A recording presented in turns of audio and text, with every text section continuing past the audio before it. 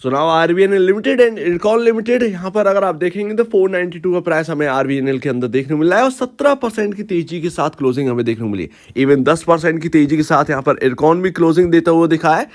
यहाँ पर MOU sign हुआ है आरबीएनएल में, इसके साथ साथ रेलवे में एक बड़ा ऑर्डर लगा है इरकॉन के हाथ में, उसके बाद ये स्टॉक चले हैं, या आप कह सकते हैं एंटायर रेलवे में हमें तेजी देखने को मिली है। चाहे आप आईआरएफसी की तरफ देखें, चाहे आप आईआरसीटीसी की तरफ देखें, या आरबीएनएल की तरफ देखें, या रेलटेल की तरफ देखें, सभी में एक अच्छी खासी तेजी देखने को मिली है। आज पीएसयू में अच्छी खासी तेजी देखने को मिली है। तो डिफेंस चल रहा है, यहाँ पर रेलवे स्टार्ट हो चुका है बिकॉज ऑफ बजट। यहाँ पर जो है अब दिन बहुत कम रह गए हैं, ज़्यादा दिन नहीं रह गया है, और 10-15 दिन से पहले मूवमेंट जो है वो स्टार्ट हो जाती है। इवन लास्ट ट्रिगर है अगर आप देखें तेजी का इंडिया के अंदर, या कह सकते हैं स्टॉक मार्केट के भीतर, इंडियन स्टॉक मार्केट के भीतर आरबीएनएल का एमओयू साइन हुआ है डीएमआरसी के साथ, और यहाँ पर यानी कि मैं बात करूँ दिल्ली मेट्रो की, और उसके बाद यहाँ पर तेजी देखने को मिली है। ऑफकोर्स यहाँ पर बात तो ये है, बट यहाँ पर अगर आप देखें साइकिल जो है ना वो बोलती है, यानी कि अगर आप देखें पहले यहाँ पर जो है रेलवे से स्टार्ट हुआ, उसके बाद यहाँ पर अगर आप देखेंगे तो स्टील में गया, फिर यहाँ पर डिफेंस में चला गया। पीएसयू साइकिल भी मैं बात कर रहा हूँ, पैसा इधर से उधर घूम रहा है। आप देखिए अभी शिप बिल्डिंग स्टॉक्स चल रहे थे, वहां पर अब जगह कम हो गई, वहां पर सर्किट कम हो गई, तो वो शिफ्ट हो गया अब रेलवे स्टॉक्स के अंदर। तो इस तरीके से साइकिल जो है वो चेंज हो रही है। और लास्ट ट्रिगर इसलिए इंडिया के अंदर क्योंकि बजट के बाद अब कोई ट्रिगर है नहीं आपके सामने। आप देखेंगे इलेक्शन निकल गया, आप देखेंगे बजट निकल गया, इंटरिम बजट भी निकल गया, तो सब कुछ निकल गया है। इंपॉर्टेंट जो इवेंट थे वो निकल चुके हैं, और उसी की वजह से कहीं ना कहीं हमें भर भर के तेजी भी देखने को मिल सकती है। इरकॉन यहाँ पर जो है 750 करोड़ का ऑर्डर लगा है आरबीएनएल से। आरबीएनएल ने इरकॉन को यहाँ पर ऑर्डर दिया है 750 करोड़ का, और दोनों स्टॉक यहाँ पर चमकते हुए नजर आए। और ये बजट कोई छोटा मोटा बजट नहीं होने वाला है, सभी को पता है। यहाँ पर तैयारियां होने लगी हैं, 2 दिन की छुट्टियां अगर आप देखें 6 और 7 की, 8, 9, 10 यहाँ पर Q1 के नंबर स्टार्ट हो जाएंगे आईटी से, तो मार्केट जो है वो फोकस इधर उधर बना रहेगा। काफ़ी ज़्यादा वॉलिटिलिटी मार्केट में देखने को मिल सकती है। 24-25 को बजट है यहाँ पर, और उस बजट से काफ़ी कुछ निकल के आया। इवन अभी तक यहाँ पर जो निकल के आया है वो काफ़ी बिग है। और आरबीएनएल में अगर आप देखिए आरबीएनएल को अगर कवर कर रहे हैं ना, तो इसका मतलब है इरकॉन को कवर कर रहे हैं, और इरकॉन को कर रहे हो तो आरबीएनएल को। इरकॉन पीछे नहीं रहेगा, इरकॉन आरबीएनएल का छोटा भाई है। मैं यहाँ पर इंट्रेंसिक वैल्यू की बात करूंगा, बट मैं आपको बता दूं बिकॉज ऑफ बजट यहाँ पर तेजी की कहीं ना कहीं बन रही है, ये ध्यान रखिएगा। सो दैट पोजिशनिंग कहीं ना कहीं है, और वो शुरुआत हो गई थी आपका इरेडा में जो ब्लॉक डील हुई थी, उसकी वजह से आपने देखा होगा 100 करोड़ की ब्लॉक डील हुई थी इरेडा में, उसके नेक्स्ट डे यहाँ पर हिडको में हुई थी, और उसके बाद तेजी स्टार्ट हो रही है। तो ये बात पूरी हमें समझ में आ रही है।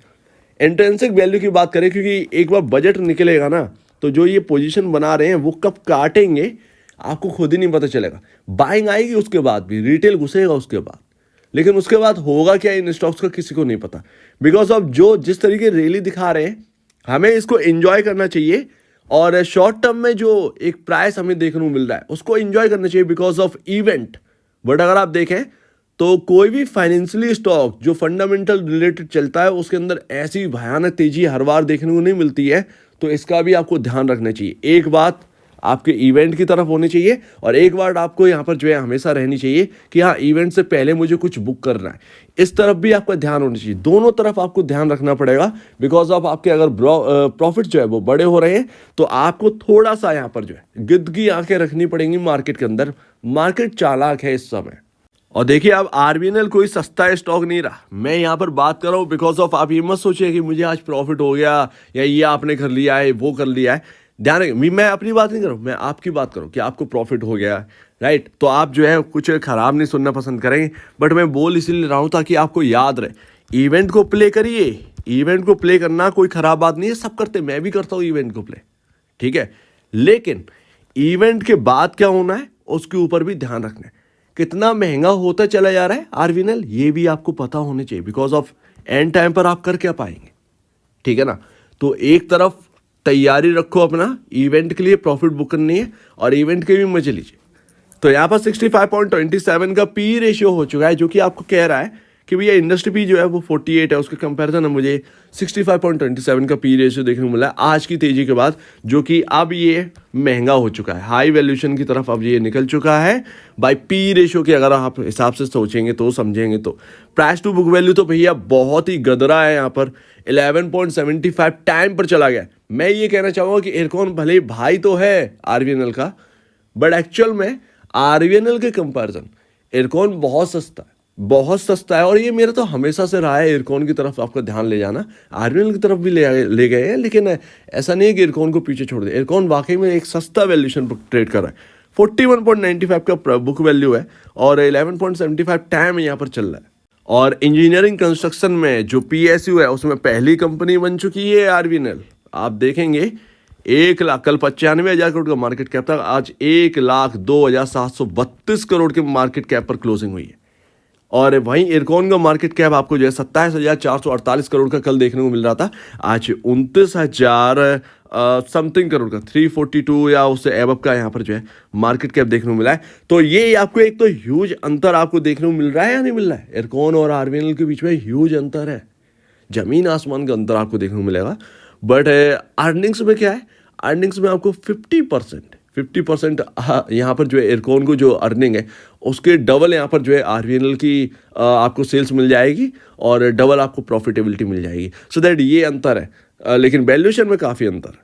और आप देखेंगे कि प्राइस टू बुक वैल्यू जो है वो आरवीएनएल का 11.72 टाइम पहुँच गया, बट इरकॉन जो है वो अभी कितने पर है पता है, 5 टाइम पर, आज 5 टाइम पर पहुँचे। तो एक जो ज़मीन आसमान का अंतर है ना वो ये है, राइट। मैं ये तो नहीं कह सकता हूँ इंट्रिंसिक वैल्यू को दिखाने से पहले इंट्रिंसिक वैल्यू को बहुत ज़्यादा आप जो है एक ना थॉट प्रोसेस में अभी हाल फिलहाल में मत लाइएगा कि आप इवेंट को भूल जाए, राइट। इवेंट से पहले कोई बहुत डरावनी शायद बात ना घटती हुई दिखे पीएसयू के अंदर, ये भी ध्यान रखिएगा कि जो लोग सोच रहे हैं ना नेगेटिव, वो पीएसयू में बजट से पहले तेजी बननी है कहीं ना कहीं, क्योंकि लास्ट ट्रिगर है और उसके बाद यहाँ पर बजट जो होगा वो फरवरी में, ठीक है। उसके बीच में क्या करोगे, तो ट्रिगर नहीं है अपने पास कोई बड़े। तो यहाँ पर अगर आप देखेंगे पहली बार देखा है कि 150 करोड़ के ऑर्डर मिलने पर कोई स्टॉक जो है 10% चल जाता है। आप देखेंगे अभी हाल फिलहाल में $4 बिलियन 24,000 माफ कीजिएगा 32,000 करोड़ के आसपास का ऑर्डर लगा था एलएनटी के हाथ में, राइट। आप जानते हैं ऑयल फील्ड में काम करते हैं, गल्फ ऑयल फील्ड में काम करते हैं एलएनटी। उसके बाद स्टॉक जो है ना वो 3% चमका, बट आप देखेंगे 150 करोड़ के ऑर्डर में जो है वो आरवीएनएल उछल पड़ता है। सो दैट ये अंतर है क्वालिटी और आप जानते हैं समझ रहे हैं। सो दैट इसको जो है वो एंजॉय करिए, बट यहाँ पर जो है ना वो रख कर नहीं बैठना, ठीक है। अब कहने वाले कहेंगे बट हमने पिछले बजट में देखा कि क्या हुआ, एक बड़ा फॉल आया, इलेक्शन के टाइम में एक बड़ा फॉल आया, उसके बाद बाइंग आई तो आई, लेकिन वो बाइंग से मतलब नहीं है, राइट। इंट्रिंसिक वैल्यू नाम की कोई चीज़ है और जब इन्वेस्टर इंट्रिंसिक वैल्यू पर शिफ्ट होता है तो वो बहुत सारी चीज़ें बदल जाती है। तो अंतर बहुत बड़ा है कि आप 11.72 टाइम अपने जो है प्राइस टू बुक वैल्यू पर है और एलएनटी जैसा यहाँ पर जो है वो 5.81 टाइम पर है। और देखिए ये इंट्रिंसिक वैल्यू देखिए मेरा बनाया नहीं है, इसके खुद के फॉर्मूले होते हैं, राइट। कोई एसेट से निकालता है, कोई किसी से निकलता है, बट यहाँ पर जो इंट्रिंसिक वैल्यू मुझे एक साइट पर देखने को मिला, अच्छी खासी साइट है, ऐसी बात नहीं है कि छोटी मोटी है, अच्छी खासी है। आरवीएनएल का जो इंट्रिंसिक वैल्यू है बेस केस में यहाँ पर जो है 72.29 रुपये का देखने को मिलता है, यानी कि स्टॉक जो है वो 85% ओवर वैल्यू चल रहा है। इसके बारे में बात तो कोई नहीं करेगा, बट मैं आपके सामने रखना चाहा क्योंकि मेरा एक मोटो है, जैसा कि मैंने आपके इंटरिम बजट के टाइम मैंने कहा कि पीएसयू चलेगा, वो पीएसयू बहुत अच्छी तरीके से ग्रो हुआ, राइट। और प्रॉफिट बुकिंग भी मैंने करवाया कि ऐसा नहीं है कि मैंने कहा कि भाई एक बार इवेंट हो जाता है तो प्रॉफिट बुकिंग आती है, आप प्रॉफिट बुकिंग पहले कर लीजिए, सेम टू सेम बहुत बड़ी गिरावट आई और फिर से एक बाइंग का मौका आया बिकॉज ऑफ इलेक्शन आ रहे थे। तो एक साइकिल जो है ना वो बनी हुई है इस मार्केट के अंदर बनी हुई है। तो सिर्फ और सिर्फ इस इंट्रिंसिक वैल्यू को समझिए जो कि फॉर्मूला बेस्ड पर निकलता है। 85% आरवीएनएल जो है वो ओवर वैल्यूड है, 67% जो है वो इरकॉन ओवर वैल्यूड है, इरकॉन भी ओवर वैल्यूड है 67%। अब 67 के % अगर हटाएं उस प्राइस से जो कि आज के भाव से बंद हुआ है, तो वो लगभग 72 रुपये निकलता है। लेकिन आरवीएनएल इरकॉन के कंपैरिजन ज़्यादा ओवर वैल्यूएशन पर काम कर रहा है। एंड लास्ट, ये कोई दिमाग खराब करने वाला आइटम नहीं है, बिल्कुल भी नहीं है। ये फाइनेंशियल मार्केट है, और चाहे आप यूएस के मार्केट में चले जाइए या इंडियन मार्केट में, आना तो आपको एक टाइम पर फंडामेंटल पर है। ये साइकिल के ऊपर तो बहुत पहले बात हो चुकी है, बहुत पहले बात हो चुकी है। ट्रिगर कुछ ऐसे बनते हैं कि जो एक तेजी बनती है ना स्टॉक्स के अंदर, पूरा घट जाता है एक झटके। क्या लगता है कि ये मार्केट ऐसे दौड़ता रहेगा? कई सारे लोग बात करते हैं कि म्यूचुअल फंड जो है ना, उसमें आप देखिए कि कैसे फ्लोज आ रहे हैं, 15-15 हज़ार करोड़ के फ्लोज आ रहे हैं। ऑफकोर्स ये बढ़ते हुए नजर आएंगे, लेकिन क्या अचानक से ये फ्लो जो है वो 15,000 करोड़ का आ रहा है 7 गुना एकदम हो जाएगा? नहीं होगा ना, राइट? तो उसके लिए इनकम भी तो बढ़ना चाहिए, ये भी तो आप सोचिए। चलिए ठीक है, छोड़ते हैं इस बात को। बट यहाँ पर अगर हम देखें तो इवेंट को अप्लाई करिए, इवेंट के हिसाब से ये आपको देखना है।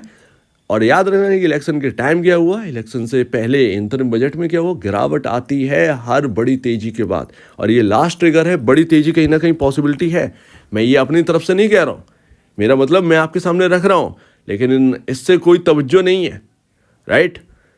500 पर पहुंच चुका है आरवीएनएल, अगर आप देखें पॉसिबल है और थोड़ा सा बढ़ सकता है, पॉसिबिलिटी है, बट मुझे नहीं पता उसमें। तो ये इवेंट है, अप एंड डाउन्स होते रहेंगे, बट बजट तक देखेंगे कहाँ पर जाना है। और यहाँ पर जो कैंडल बनी है वो बहुत बड़ी कैंडल बनी है, लेकिन यहाँ पर जो प्राइसेस जो है ना, इस कैंडल के हिसाब से मुझे लगता है कि अगर 463 के अराउंड अगर मिलता है तो ज़्यादा बेहतर रहेगा।